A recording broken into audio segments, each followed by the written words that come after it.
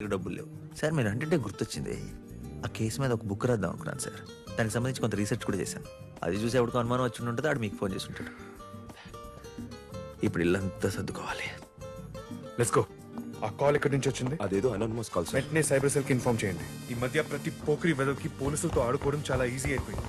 Station కి తీసుకొచ్చి 4 పీక్తే దారిలోకి వస్తారు.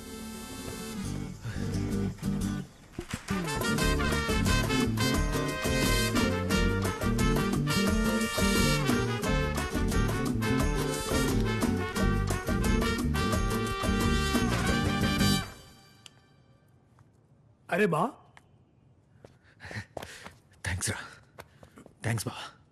అంత ఇటకారం ఎందుకులేరా? టైర్ పంచర్ అయింది, అందుకే లేటు. ఏడరా 150 కోట్లు? గన్నిగారం పైసలు నా జీవితంలోనే చూడలేరా నేను.